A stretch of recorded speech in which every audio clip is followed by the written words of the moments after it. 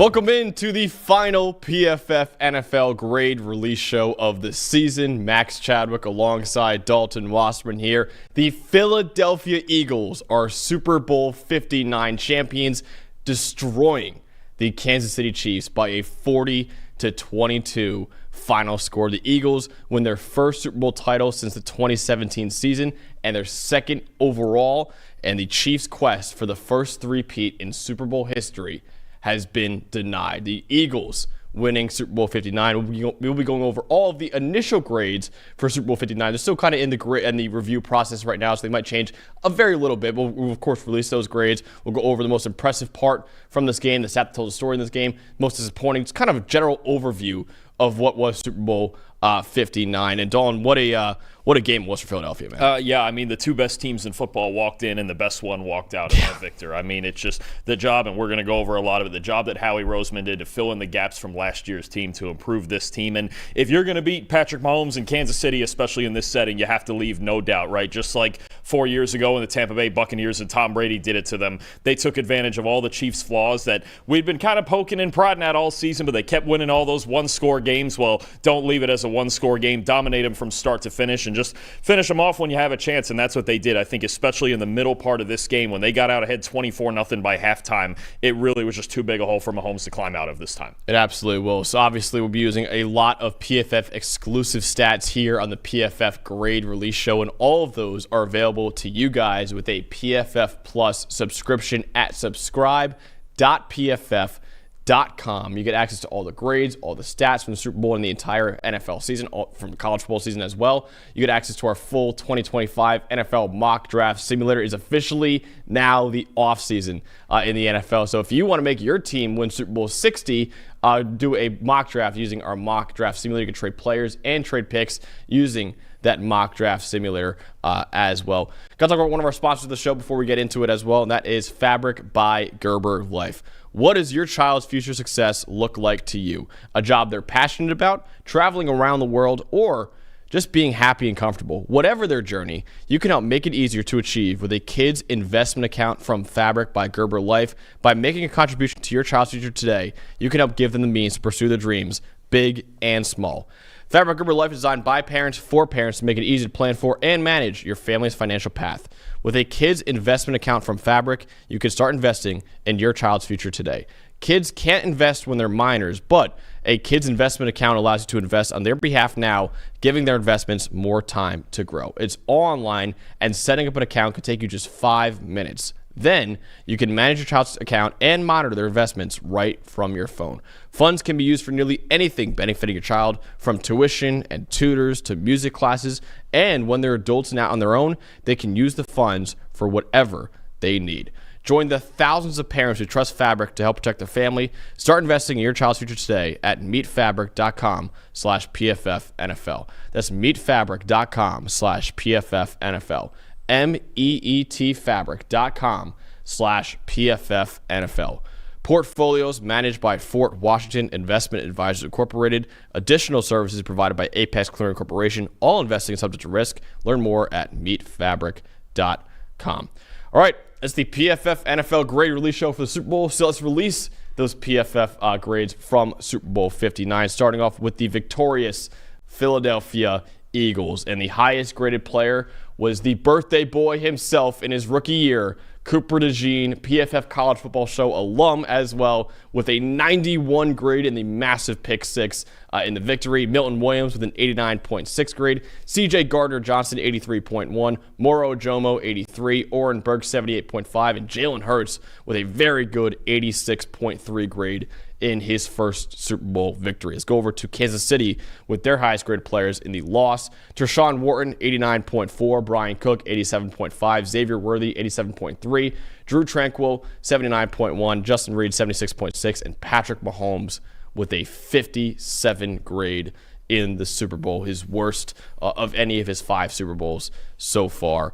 Dawn, for you, the stat that told the story. Yeah, I think even that 57 grade for Patrick Mahomes is a little generous when you consider that a lot of that is kind of carried by a fourth quarter he had in a in a game with in a lopsided game, I should say. Made the great throw to Xavier Worthy at the end, obviously. But the first half is really the story for Mahomes. 6 of 14, 33 yards, 2 interceptions deep in his own territory. One of them was the pick six by DeJean. The other was one by Zach Baun that led to a touchdown. Hit as he threw, but still a tight throw to try to make over the middle. And a 25.4 passing grade in the first half, the lowest of any half of his career. Wow. So you're talking, we really did see Patrick Mahomes for a multitude of reasons. The Eagles' defense playing great, his own pass protection letting him down, his receivers not getting open. The worst half we've ever seen him play. And I think that's where it starts, is obviously the Eagles forcing him into that. They were the best defense in football this year. They continue to do it in the Super Bowl, but everything just caved in on this Chiefs offense when, there were times this year there were signs of this. They got off to slow starts in games. They were winning low-scoring games. Even when they beat the Texans a few weeks ago in the divisional round, only 212 yards of total offense, but it always seemed like in the fourth quarter the game was at least close because of their defense and because of the fact that Mahomes doesn't make too many big mistakes. Well, he made big mistakes early in this game. They couldn't protect him. They couldn't get open. Basically, it's just a full representation of nothing going right for Kansas City's offense in a half that they went into halftime down 24-0. Yeah, absolutely. My central story in this game is that the Eagles sent 0 blitzes in this game, and yet they had Patrick Mahomes under pressure on 43% of his dropbacks, and they sacked him 6 times, tied for the 5th most sacks in a Super Bowl ever. Simply put, Eagles D-line was just better than the Chiefs O-line. They dominated in this game. Josh Sweat, 3 sacks, 8 pressures. Milton Williams, 2 sacks, 4 pressures. Nolan Smith had 4 pressures. Jalix Hunt had a sack and 3 pressures. The depth on this defensive line is outrageous, and we'll obviously get to the architect of this defensive line later on in the show. But if you told me Jalen Carter would only have 1 pressure in this game, I'd be like, oh, okay, Kansas City's offensive line actually held up really well against Philadelphia, and they didn't at all. So I just was so impressed by this Eagles defensive line. And, Vic Fangio is obviously a terrific defensive coordinator, but the fact that he knew, hey, our 4 can beat their 5 every single time. We don't have to send blitzes at all. The fact they didn't blitz once all game and still had Mahomes under pressure over 40% of the time with 6 sacks just shows how ridiculously talented this defensive line is. And when you do that and you don't have to blitz and you're still getting home and you have 7 guys back there in coverage every single play, no wonder it's hard to move on this team, right? And it's already the best defense in the NFL before that. So I was just so impressed by the defensive line. The Chiefs only ran the ball 11 times all game as well. Just the fact that they never blitzed and they still got home as consistently as they did. That second interception, the Zach Baun one, was because of the pressure from Josh Sweat, right? There was a chance that Mahomes would have thrown an accurate ball for a completion there. He got hit right when he was throwing it, and Zach Baun made a great catch on it, obviously, too. But just the incredible job by this defensive line to win that consistently when they never sent a blitz all game, that to me is a tactical story. Yeah, I think on both sides, the best argument for picking the Eagles, as you did, to win this game was how much better they were on the trenches on both sides, right? The best offensive line in football this year, the best defensive line, in football, and so deep, too. Think about how deep this defensive line is, that you have a guy in Bryce Huff who signed a contract worth $17 million a year this offseason who was a healthy scratch. It's just ridiculous. Then the number of guys you just mentioned, and you said it, Jalen Carter with only 1 pressure. Well, a lot of times the assumption is, well, Carter's got to be the guy, and then everyone else falls in line. But no, you mentioned it. Sweat was great. Williams was great. Jalix Hunt, a day 3 rookie getting in on the action. Just Nolan Smith, obviously. Yeah. It's just such a deep group on top of a talented one that they just couldn't be stopped. And you made a great point in our preview saying, hey, I'm curious to see what Creed Humphrey does. I was watching Creed Humphrey a lot during the game after you said that, and he was going to wherever Jalen Carter was going. So that's probably a big reason why Carter's only held to 1 pressure, because he was getting double teamed a lot in this game, but that just opened up the door for one-on-one matchups across the board for everybody else, and everybody else won those one-on-one matchups consistently. You mentioned the trenches as well.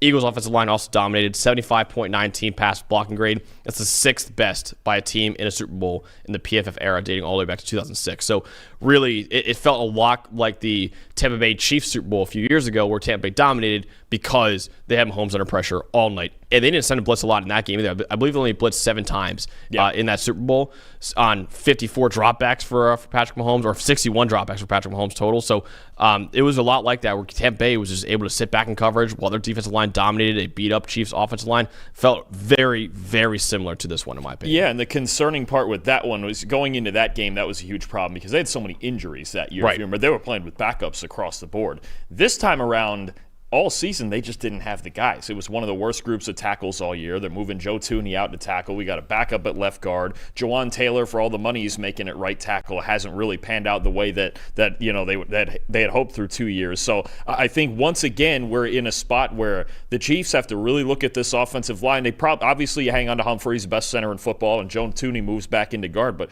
Trey Smith is a free agent. We have major question marks still, I think, at both offensive tackle spots. Just like it was after that season, it's going to be a big focus of, okay, long term, we have to protect Patrick Mahomes, right? And it feels like, especially in the draft, weapons are easier to find than offensive linemen. And they have Xavier Worthy. They'll have Rashee Rice coming back next year, right? They always find a way to get guys open anyway. But this offensive line, look, it's just proven. The teams that have gotten deeper into the playoffs, except for maybe Washington, is probably the only one that's kind of flawed like that. Those are the teams that are going to get deeper in, right? We've seen several teams.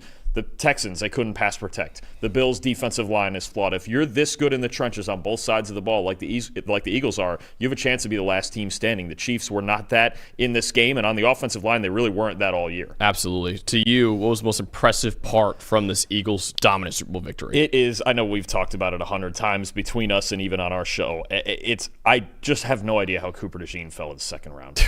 It just makes no sense. And Quinyon Mitchell, the Eagles' first-round pick, has been great all year, too. He's been fantastic, 10 pass breakups this year. But DeJean, how about that, too? I didn't even realize it because he's been so good all year. This pick 6 was the first interception of his career. That's nuts. That's insane. I mean, he's been doing so many great things. Elite run defense grades, always in the right spot in coverage. He's a great tackler, but now a 91.1 coverage grade in the Super Bowl. And as long as things don't change too dramatically in this review process, which for him they really shouldn't, he's the highest graded corner in football to end the season. Wow. The only other rookie who has done that was Sauce Gardner 2 years ago.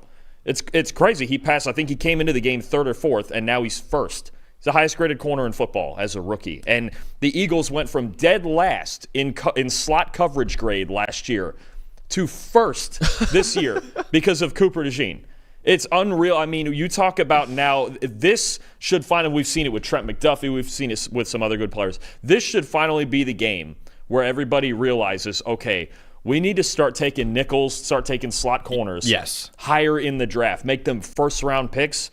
Because with the way, I mean, nickel's the new base, and you have to have a guy like this. I don't know if you'll find one as good as DeJean because he's so great now. He's going to be a great player for a long time. But what he's done, what he did both in this game and even the tackling, it's so impressive. It's something we noticed when he was at Iowa. It's like not only is he a great cover man one-on-one, great tackler, got versatility, experience in the slot, great, just a fantastic run defender. And if you're going to have a player in there that kind of has to play that hybrid role, because your nickel essentially now is your third linebacker, and he does that to a T also. I mean, he's just unbelievable, the impact that he's had on this defense that needed this exact player to get to this point. I don't think there's another player in last year's draft who could have come in and done what DeJean has done for the Eagles in the slot this year. And obviously they added Quinyon on the outside too, and he's been great. Gardner Johnson they got back at safety in the offseason. But Cooper DeJean, I could argue, for as much talent as they have all over their defense and for as great as their pass rush was, I could argue this year he was the most valuable player on defense, and he finishes as the highest graded corner in football. That's incredible. They finished as the highest graded corner in football, and he had 7 interceptions back at his time at Iowa. 3 of them ended up being pick sixes. Well, and he returns punts, too. He's a dynamic player with the ball in his hands. That's why you and I talked about, too, this guy was such a good athlete. We've all seen the basketball highlights, too, and there was talk about, well, do we think he's a safety? At no point was he ever a safety. No. He didn't play safety in high school. He didn't play safety at Iowa, and he wasn't going to play safety in the NFL. Moving him inside and getting Quinyon on the outside with him is fantastic, but he's a corner, and I think he's proven it every bit this year with being the highest graded one in the NFL. We'll talk about Howie Roseman more in just a second, but it's just a testament to his roster building as well, because usually a guy as talented as Cooper DeJean, who we all thought should have been a top 20 pick in last year's draft, if you're taking him in the top 20, it's more likely than not that he's going to be an outside corner for a team, right? The fact that he fell to the second round and Philadelphia could say, okay, we already got one of our outside guys in Quinyon Mitchell. We could take this guy and put him in the slot now. That's a luxury that not a lot of teams could get, right? So just an incredible job by Howie Roseman, like you said, fixing what was probably their biggest issue last year, slot coverage, making it easily one of the biggest strengths this year and easily the best in football as well. I'll get to my most impressive in just a second. We got to talk about another one of the sponsors of the show, though. That is Cherry Bundy, the performance drink fueling the Health Elite Revolution. It's got natural products and ingredients with no added sugar. Tart cherries are the highest antioxidant fruit or vegetable in the world. It's a natural anti-inflammatory with incredible benefits like reduced soreness, increased recovery, and it contains naturally occurring melatonin to help improve your sleep. And it helps you support your immunity as well. Used by nearly 500 collegiate and professional sports teams, every NFL team uses Cherry Bundy. 11 of the last 12 Super Bowl champions, including the victorious Philadelphia Eagles from last night, used Cherry Bundy. Every team playing in Europe or Brazil this year has had Cherry Bundy with them, all but one Power 4 football team. Every college football and basketball national champion since 2007 has used Cherry Bundy as well. Their products are available on Amazon, cherrybundy.com, and at retailers nationwide, including Publix and Kroger. Use code PFF20 for 20% off all orders at cherrybundy.com. Again, PFF20 for 20% off all orders at cherrybundy.com. So, Dalton, when we previewed the Super Bowl, I even said it, and I picked the Eagles. I said, listen, they're better everywhere. I mean, they're better trenches, and we broke that down already. Defense is better. Run game is spectacular, Saquon Barkley. I said the one reason why I think it could be a close game is because I think Kansas City has the decided quarterback advantage and the coaching advantage. And in this one, it was not the case. My most impressive part, Jalen Hurts, was fan-freaking-tastic. I thought in the Super Bowl, very deserving of MVP. And it's crazy. You know, in last week he was great against, or 2 weeks ago he was great against Washington as well. But it's crazy that in his 2 Super Bowls against Kansas City now, he has been unbelievable, dude. In 2 career Super Bowls, Jalen Hurts has a 92.8 passing grade. That's best of any quarterback in the PFF era. Better than Tom Brady, better than Patrick Mahomes, better than whoever you want to throw out there. His 92.8 passing grade in 2 Super Bowls, best in the PFF era. 80.7% adjusted completion rate, third best in the PFF era. 9 big-time throws, 1 turnover-worthy play. 525 passing yards in 2 Super Bowls, 3 touchdowns, 1 interception. The only one coming last night. 8.8 yards per attempt, and also 142 rushing yards and 4 rushing touchdowns. He was averaging basically 71 rushing yards and 2 rushing touchdowns on top of throwing for almost 300 yards in each Super Bowl as well. Just, he has been incredible in massive moments, and it's just so cool to see kind of his career arc, obviously coming into Alabama, you know, being a guy that had to develop a lot as a passer, getting benched for Tua Tagovailoa, staying for another year as the backup, and you know, winning the SEC title for them when he got inserted in that game, transferring to Oklahoma, really developing as a passer there, finishing in second place for the Heisman Trophy, and then obviously getting to the NFL, backing up Carson Wentz for a little bit, and then, you know, taking over the Eagles job and, you know, doing as well as he has with that job. It's really cool to finally see a guy like Jalen Hurts finish on top. Because you picked me up from the airport yesterday. I went out to Syracuse, and you were even saying, it's like, man, it feels like Jalen Hurts has finished in second place his whole career. Right? He's always been in second place. He lost the job to Tua. He was backing up Carson Wentz for a little bit. This time he's on top of the world right now. And I'm so happy to see a guy like Jalen Hurts be on top of the world, just how good of a leader and how good of a guy he seems to be in that locker room. And it's so cool to see him. Not only did the Eagles win in spite of Jalen Hurts, they won a lot because of Jalen Hurts in this game. Because you knew Kansas City, they said, okay, we cannot let Saquon Barkley beat us. If Jalen Hurts beats us, fine, whatever. And Jalen Hurts beat them in this game. So really impressive job by Jalen Hurts. And honestly, in 2 career Super Bowls now, I know he lost the last one, but he was phenomenal in the last one, and he was phenomenal in this one as well. He should have won the MVP in that last one. Yeah. He may have even had a better case in that one than this one. But no, I think now what you look at with Jalen Hurts, like you mentioned, to win a championship really takes a confluence of things happening, right? It's never about, for as much as everyone tries to make it about just the quarterbacks, it's never about just the quarterbacks. And Patrick Mahomes certainly wasn't the only reason that the Chiefs lost this one, right? But Hurts, look, the NFC title game against the Commanders was his highest graded game of the season.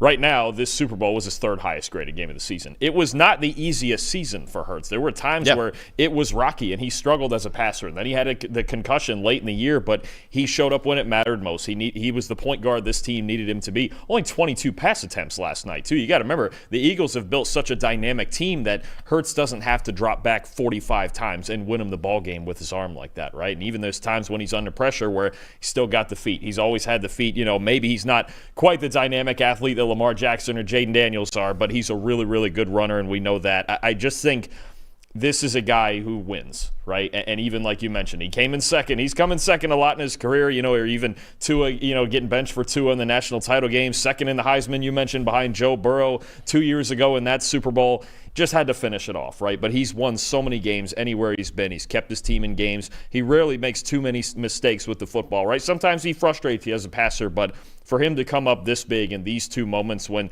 you had a raging hot Commanders team that went into Philadelphia, and then obviously taking down Patrick Mahomes and Andy Reid is the toughest task in football. So he was fantastic again. He was fantastic in that first Super Bowl, like you mentioned. Absolutely. What was the most disappointing part of the Super Bowl for you? I think it's just going to be the big conversation coming out of it about the Chiefs' offensive line, sitting on a 49.5 team pass blocking grade right now, and the Eagles had a 52% pass rush win rate as a team. I think we come out of this Super Bowl with the Chiefs just like we did that time they lost to Tampa Bay. Okay, you have to be able to protect your quarterback. It does not matter who your quarterback is. It can be Patrick Mahomes. We've seen it with Joe Burrow. We've seen it with Deshaun Watson back in Houston. We've seen this with endless numbers of quarterbacks. If they're under pressure, if you're getting over that 40% mark of them being under pressure, you have an issue. We're seeing it with C.J. Stroud in Houston now, right? There's so many teams I can point to in the league, and I go, they can't win a Super Bowl because they can't pass protect. I look at a team like Houston. I look at, what was a big problem, the last couple of years, say, with a team like the Jets, who had so much talent elsewhere, but not the offensive line. If the Chiefs join that group and they're consistently going to struggle in pass protection, then they're going to have a much harder time winning Super Bowls. So, it's going to be on Brett Veach now to once again rebuild this offensive line, just like he did 4 years ago around Creed Humphrey. You got to find two solid tackles. And, at some point you got to find here, possibly if Trey Smith leaves at free agency, and I think he's going to get a boatload of money from somewhere, they probably can't afford him.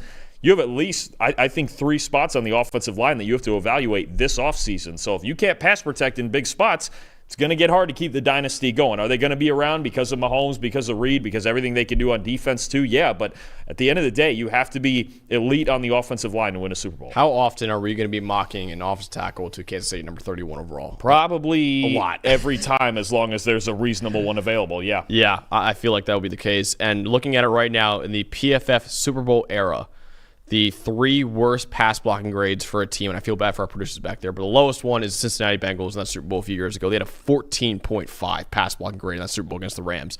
Number 2, Kansas City in the COVID Super Bowl against the Buccaneers, 42.2. And the third worst, Kansas City last night, 49.5. And you mentioned in these 2 games, you mentioned it with that Bucs game with Todd Bowles, a notably heavy blitzer, generally only blitzing 7 times in that game, and Vic Fangio not blitzing at all last night. Look, if you have an offensive line that can't block 4 guys, I don't care how talented they are. Mm-hmm. You have major issues. You have issues on your own end. That's not an execution thing. They're just better than you. Yep. So, again, there's a chance. And Jawan Taylor may or may not stay. He's really expensive, but they may not have any other options. But, again, at least 3 of the 5 spots on this offensive line they have to evaluate heavily this offseason. The 5 lowest graded pass blocking grades in a Super Bowl in the PFF era, all 5 were losing teams. So obviously the Bengals, like I said, the Chiefs in those 2 Super Bowls, the Patriots when they lost to the Giants in 2011 were 4th, and the Panthers when they lost to the Broncos in 2015 were 5th. So the 5 lowest pass blocking grades. Obviously, if you can't block anyone, it's going to be really hard. I don't care who your quarterback is. It's going to be really, really hard for you to win a game. My most disappointing, obviously, probably is going to be Patrick Mahomes in this one. I think a big part of it was obviously the Chiefs' offensive line just not blocking for him. But at least in the Bucs Super Bowl, Dalton, there was a few plays, right, even more than a few plays, where Mahomes made some magic happen, right? There were 3 drops in the Super Bowl, and I believe 2 of the 3 were charted as big-time throws for Patrick Mahomes, and they were dropped. He had obviously the one where he was parallel to the ground, and that was dropped. He had a couple other ones that were just unbelievable wizardry from Patrick Mahomes. I remember coming out of that Bucs Super Bowl and saying anyone who thinks Patrick Mahomes lost that game did not watch the game. He was doing everything he could out there. This one, he struggled out there. And I think it's fair to say he did struggle. Obviously, you mentioned before, 55.1 passing grade. That was very much buoyed by a fourth quarter. We had a couple garbage time touchdowns. And obviously, the big one to Xavier Worthy was an incredible throw by Mahomes, obviously. But overall, just not a great Super Bowl for him at all. And obviously, his worst one of the PFF era so far. 6 of 14, like you said, in the first half for 33 yards and 2 picks. Just a 25 passing grade in that first half. Like, this game was just got out of hand really quickly. The first pick to Cooper DeJean was absolutely Patrick Mahomes' fault. The second one, I don't really blame him too much for because he got hit on that throw, but just not. It was a Super Bowl that he didn't even try to overcome, it felt like, what was a really bad performance by the offensive line. Whereas the Bucs one, you could at least say, okay, he was doing his all out there to make some magic happen. There's not a lot of magic happening for Patrick Mahomes in this one. It just wasn't going to be. The Eagles proved they're the best defense in football. Yeah. They've been proving it for most of the year, and I think there's two elements. Look, if you can't block and nobody's getting open, it doesn't matter who your quarterback is. At that point, there's just no options out there on the field, especially unless, you have a guy who's a crazy level scrambler like Lamar Jackson. But even then, just not going to happen. So, no, he was at least on the list of reasons they did lose this game. He certainly wasn't the only one. He probably wasn't the top one, but it wasn't a good performance, and it just shows that no matter how good your QB is, supporting cast always matters. Let's talk about a guy who did not suit up in the Super Bowl last night, but is probably the biggest reason why the Eagles won the Super Bowl. What a freaking job by Howie Roseman to build this roster, man. Oh my goodness. We talked about Cooper DeJean before, getting him in the second round, fixing that massive issue for the Eagles, getting guys like Quinyon Mitchell in there, having Jalen Carter fall into your lap later on in the draft, obviously for some off-the-field reasons as well, but getting a guy like Zach Bond, right, a guy that New Orleans cast off and said, we don't know what to do with him. Is he an edge rusher? Is he a linebacker? Who knows?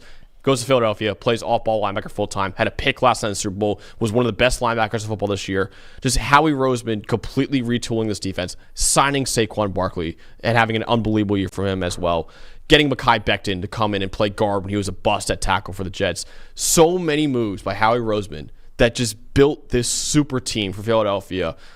This is why they're the best team in football, and they proved it last night. Yeah, I think, when you compare the first Super Bowl run back in 2017 to this one. That one was about drafting well for several years and obviously also building a great team in the trenches. And then Nick Foles kind of had the fairy tale run, right? And we weren't sure if they were going to beat New England. Could Nick Foles really beat Tom Brady? And they found a way to get it done in the shootout, right? This one, to me, it starts – we have to go back to the transition from Carson Wentz to Jalen Hurts, right? Wentz had some injury issues. He struggled that last year in 2020. Remember when Hurts was drafted, everyone was like, what are they doing? Exactly. Why? Yeah. What are they doing? And I think at the quarterback position, and we've had a similar argument with Michael Penix Jr. this year with the Falcons, at that spot, if you think you have a guy that could be your guy, you have to take him. If you think he's of that caliber, you take him. And back then with Hurts, we were arguing about a mid-second round pick. Yeah. What the hell are they doing wasting pick 48 or 50 or whatever it was, right? It was like this big giant thing. It was, now what's the situation with Carson Wentz? And you look now 4 or 5 years later, and Howie Roseman knew exactly what he was doing. And Wentz was backing up Mahomes in the Super Bowl. And when you look at not just, they went and got Jalen Hurts, but we have to remember the trade of Carson Wentz to Indianapolis, all right? And for a quarterback who was coming off his worst season, had injury issues, and Hurts had made the last, I think it was 4 or 5 starts of that season, he gets a first and a third round pick for Carson Wentz from the Colts, right? Through a series, if I counted right, it was 6 different trades. He turned Carson Wentz into A.J. Brown, Milton Williams, Jalen Carter, and Cooper DeJean. That's the Super Bowl team. Yeah. That's it. That's the core of it this year. That's what they've added since then. I mean, you look at the way he's flipped draft picks. He's traded up and down to get the guys he's wanted. And I think that's the big thing first is 15 of the 22 starters for the Eagles are homegrown. They're all drafted, right? You make trades like that to get the guys you want, plus you trade a first-round pick for A.J. Brown, which to this day people in Tennessee are baffled about for sure. And it just feels like he's constantly right. And I don't know that I've ever seen a GM in a single offseason like he did last year attack on a good team. We have to remember, for as much as this Philly team was under fire and Nick Sirianni was under fire, they went, 11-6 last year and still made the postseason. And they broke down. They lost 6 of the last 7 games, but the weaknesses were very clear. One, and we'll get into one of them, he had to replace both coordinators, him and Sirianni did, right? Because it was a mess last year after losing Steichen and Gannon after the other Super Bowl run. Eagles running backs, despite a great offensive line in front of them, were second to last in rushing grade last season. DeAndre Swift and Kenneth Gainwell and everything. So they go, we'll just get Saquon Barkley. That'll solve that. Yeah, it sure did. Linebackers, 18th in overall grade last year. They get Zach Bond, who was PFF's breakout player of the year, the best linebacker in football this year. And even Oren Burks, who came up big when Nakobe Dean got hurt in the playoffs. Just kind of even a depth signing making a huge impact. Linebackers, first in the NFL this year in overall grade. Secondary, last year, they're 28th in coverage grade. They're dead last in slot grade, like I mentioned earlier. They go get C.J. Gardner-Johnson back after a year away in Detroit.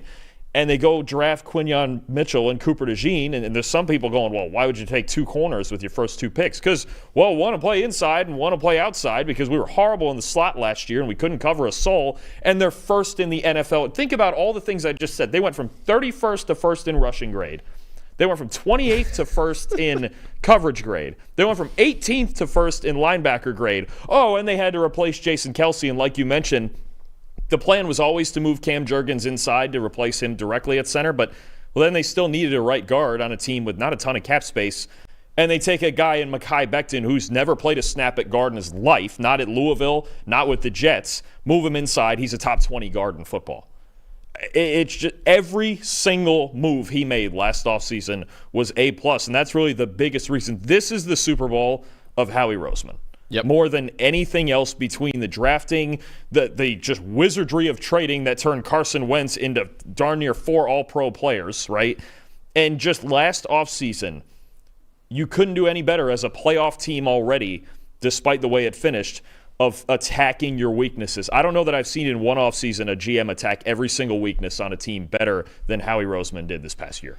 And listen, there are some moves that Howie Roseman makes that you know immediately, because everyone talks about saying, oh, Howie Roseman did it again, right? Signing Saquon Barkley, trading for A.J. Brown. We all knew it was like, oh, we knew it was going to work out beautifully. Then there are moves that Howie Roseman makes that are very criticized, drafting Jalen Hurts in the 2nd round. And this one obviously wasn't as criticized, but he took a shot on a player. He took a shot on a rugby player in the 7th round of an NFL draft. Turns out to be the best tackle in football in Jordan Mailata, right? Yes, there are moves he makes that are like obvious, like, okay, that's going to work, obviously. Then there are ones that he makes that are like, I don't know if that's going to work. Like, what are you doing with this one? It turns out to work beautifully. He gets Super Bowl MVP in Jalen Hurts after drafting in the 2nd round, and his original starter, ironically Carson Wentz, is on the other sideline in the Super Bowl in this one. And then Jordan Mailata drafting a rugby player in the 7th round who has no football experience, and he turns out to be arguably the best left tackle in football right now. So there are moves that he makes that are obvious and they work out beautifully, and there are moves that he makes that aren't as obvious and they also work out beautifully. He is, without a shred of a doubt, he is the best general manager in football right now. There are 2 parts when they talk, obviously they talk about a general manager managing the football team, but his primary job is to manage talent, okay? And there's 2 parts of managing talent. Talent acquisition, which we just went over, obviously, right? And then there's talent development. You just mentioned you turned a rugby player into an all-pro left tackle. You turned a 2nd-round quarterback and replacing your previous franchise quarterback into a Super Bowl winner, right? I think about even a guy like Cam Jurgens, right? They drafted him not knowing when Jason Kelce was going to retire, but they go, well, we'll develop this guy and he'll be the plan and he'll play guard for now and learn the schemes and play alongside Kelce, right? There's always a plan. There's always a development plan. You think about a Cooper DeJean. Well, we just drafted Quinyon. What are we going to do? We'll just put him inside and we'll teach him how to play inside. Vic Fangio, I'm sure, had a hand in that. You know, Zach Bond, even think about, he didn't get a real shot in New Orleans to actually just play linebacker, right? Kind of drafted as this weird hybrid edge player sort of thing. He was homeless there. Yeah. Essentially, yeah. I mean, because he hadn't played the position full-time like that, and the Saints were still using him off the edge. And even developing Bond into what he's become this quickly, and even Nakobe Dean alongside of him, it's acquisition of talent to fill the holes on the roster. It's development in talent, within your roster to sustain this level of success. It's right now the perfect operation when you have those 2 things going, because there are teams who can find talent, say top-end talent, first-round picks, big money free agents, but to be able to take all those guys, and we're talking Milton Williams, a 3rd-round pick. You mentioned Mailata in the 7th. It's all the way through, and you can see there's more kids coming. I mean, you mentioned Jalix Hunt and even a Jeremiah Trotter Jr., who we didn't see a whole lot this year because of other breakouts, and Nakobe Dean was a 3rd-round pick with injury concerns, or 4th-round pick. It's just they have the entire operation from top to bottom set up for everybody in the organization to succeed. And a big part of it, and this is what great teams do, they never have glaring needs because they always have somebody behind the starter. And they go, listen, if this guy leaves or if this guy, Jason Kelce, retires, we have a plan afterwards. There are so many teams in NFL and sports that they go, well, let's ride it out with this guy, and when he leaves, we got to figure out right after that. No, you figure it out during it. You figure it out, hey, Carson Wentz might not be the guy for us anymore. We got to figure out why we have Carson Wentz. Let's get the next guy in there. They got Jalen Hurts, and you just won a Super Bowl for them, right? So there are so many things that Howie Roseman does that just make sure, hey, let's make sure we never have a glaring hole on this roster, because Dalton, when you don't have a glaring hole on a roster, guess what you don't have to do? You don't have to reach for a player in the NFL draft, and you could have talented football players because everyone else is reaching. You have guys like Jalen Carter fall into your lap. You have guys that fall into your lap like Cooper DeJean fall into your lap. You're able to draft good football players, and you could draft off of best player available instead of drafting what you need on a football team when you don't have any needs on the team. So I think that's another thing too, is that he's done such an amazing job of always thinking long term, right? We're going to need long term. What are we going to need 3 years from now? Forget what we need right now. What are we going to need 3 years from now? Let's address that now. I mean, they've had so many guys on the offensive line, shuffle in and out. They've had some mainstays, right? Like Lane Johnson's been there forever, but they have a lot of guys shuffle in and out on the offensive line, but they always have the next guy up. That's another big reason why Philadelphia is always kind of in the mix right now. And you look at the way this team is structured going into next year. There's only 4 relatively important free agents here. It's Mekhi Becton is the only one on the offensive side, and then it's Milton Williams, Josh Sweat, and Zach Bond. And we'll see maybe which one or two of those guys they can prioritize and keep around. But when you only have 4 free agents out of a starting 22 on what is clearly the best team in football, and they proved it last night, you're set up for another run. Yeah. You really are, as long as you execute and you don't have too many injuries. But you mentioned even the depth in season when you have that level of depth. Let's say Milton Williams goes. Well, I still have Jordan Davis. I still have Moro Ajomo, the former 7th-round pick who's been coming on late this season. He played a really good game last night, too, in a part-time role. That's the part, is when you can develop guys in those part-time roles. Then they get to full-time roles, and you go, okay, they can handle it, right, for 50, 60 snaps a game. So there's like you mentioned, there's always a plan, and they're not losing very much from this team, if anything at all. I mean, one or two of those guys going to go get big money, and, I think we'll be talking about the very few needs that they do have in draft season and free agency, but they're as well stacked to do this again next year as anybody we've seen recently. Absolutely. So before we wrap up, Dalton, just where do you think Kansas City, where do they go from here after this?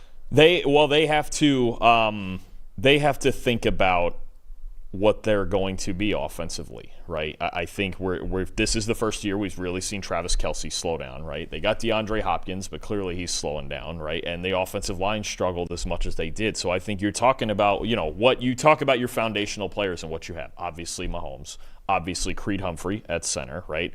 Rashee Rice and Xavier Worthy. That's a big returner. Rashee Rice those two guys, that's a really good place to start with the way Worthy came on in the second half. When we know what Rice can do, that's a really good place to start with 2 receivers. But I think they now have to figure out up front, they just need more talent up front, first of all. Second of all, now they need to go again, as they did even after the Tyreek Hill trade, and go, okay, what do we want to be on offense? Because this year, they figured out what they wanted to be. It was conservative. It was ball control. It was getting first downs. And then they got to a Super Bowl, and they just couldn't finish it off against the best defense in football. It's hard to win if you're not explosive.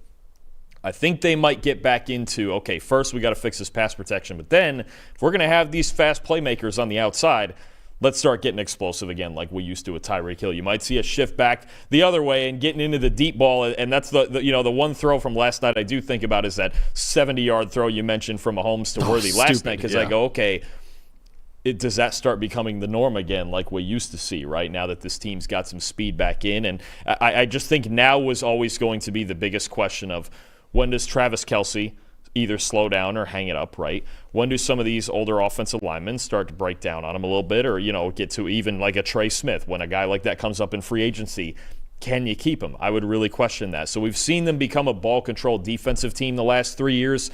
Now I wonder if they try to swing it back the other way and let Mahomes throw it downfield more, and they get more weapons going on the outside and spread it out again. The only 2 quarterbacks in the NFL that had a lower average depth of target than Mahomes this year were Tua Tagovailoa and Gardner Minshew. 2 guys that are known for having well below average arms in the NFL, and Mahomes has one of the strongest ones, and yet he still had one of the lowest average depth of targets in the NFL. Now, a big reason for that was obviously the prevalence of too high a lot against the Kansas City Chiefs this year, where they knew, hey, let's not let Mahomes kill us downfield. Let's make him dink and dunk his way to a win. And to his credit, he did that a lot this year, right? They won 15 games in the regular season, and then they obviously made it all the way to the Super Bowl using that style brand in football. But I'm with you. I think Kansas City's going to try to get a lot more explosive next year. We'll see if Travis Kelce retires or not. I believe after that kind of game, he might come back for another year, I would imagine. We'll see what happens with him.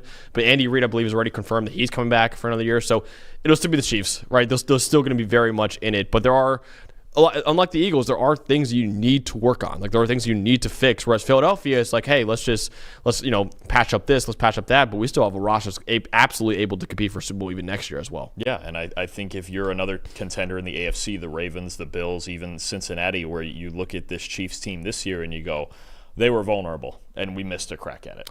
Yep. I think especially if you're Buffalo, obviously, and they couldn't make stops in big spots like every year. You think about this Chiefs team, and the Eagles showed it. Wow, they could have been beat. Yeah. And they could have been beat pretty easily, actually, if we just executed. If you had a pass rush as well, and I know Buffalo's kind of, their pass rush has been up and down. I mean, and Baltimore's been up and down too. It's like, I think Gordon McGinnis, our director of content PFF, even tweeted out last night. He's like, hey, they gave you a blueprint in this game, saying, hey, you get after Mahomes. Like, that's what you got to do here. And you get after anybody. That, if you crack that 40% mark, and obviously it's not a number that coaches are going to think about in game, but if you get over that 40% mark in a game, or if you're getting over that consistently in games with your pass rush, that's big time. And I'll tell you, I mean, again, to do it without blitzing and send 4 as much as they did, just credit to Vic Fangio for everything that he's done for this defense as well. Absolutely. So before we go, Dalton, any early picks for Super Bowl 60? You have any? No, it's going to take. This is a weird offseason because I think you have several teams this year that are going to feel like they didn't finish off this run because of certain just other factors, right? When you think about the Lions and their injuries, the Bills really, they still need to figure out their defense. We still wonder about the Ravens, and what if they had Zay Flowers in that big spot and they got Derrick Henry coming back again? I mean, it's tough. I mean, right now I think you have to consider the Eagles the favorite in the NFC because they're the sure bet, right? The Commanders still have a lot to fix despite having Jaden Daniels. The Lions have to fix up their defense. And 2 new coordinators in Detroit, too. And 2 new coordinators. I know the Eagles just won it with 2 new coordinators, but both of them were major improvements off of what they had last year, right? And, the teams out west, the Niners are kind of in flux. The Rams are in a little bit of flux, even though Stafford's coming back one more year. And the AFC, I think it suddenly feels wide open. You almost have to consider the Chiefs a favorite every year just for the fact of Mahomes and Reed. But, you have Josh Allen, you have Joe Burrow, you have Lamar Jackson. It's just, to me, the offseason in the AFC is fascinating. Even a team like Houston, you get them some pass protection.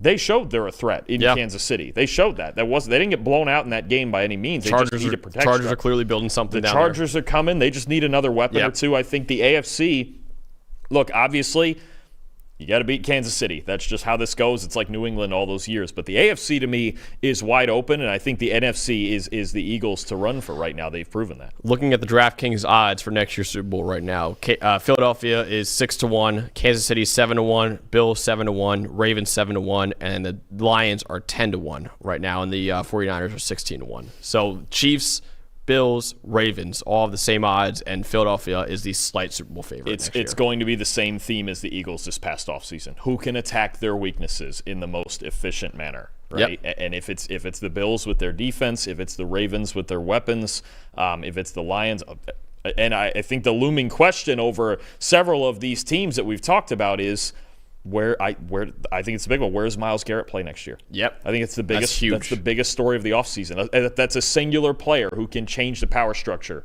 of either conference. Of course, Howie Roseman is trying to figure out some way to get him in there. Would it even? Oh, we're losing Josh Sweat. Well, what do we do? Myles Garrett. Myles Garrett. Of course. Just call him the gold jacket. Call him the magician if he figures. Give him the gold jacket right then and there. Yeah. Oh yeah, it's ridiculous what he's done with this team. Absolutely. But Philadelphia taking down Kansas City 40-22 to win Super Bowl 59. I want to thank all of you guys for watching along, for all of the great release shows we've done at PFF this season. Obviously, a lot of off-season content. Dalton just broke it down what certain teams need to do to get to Super Bowl 60. We'll be breaking down all 32 teams all off-season, whether it be free agency or the 2025 NFL draft as well. For our producers back there, for Dalton Wasserman, I'm Max Chadwick, and we'll see you guys very soon to start previewing the 2025 NFL offseason.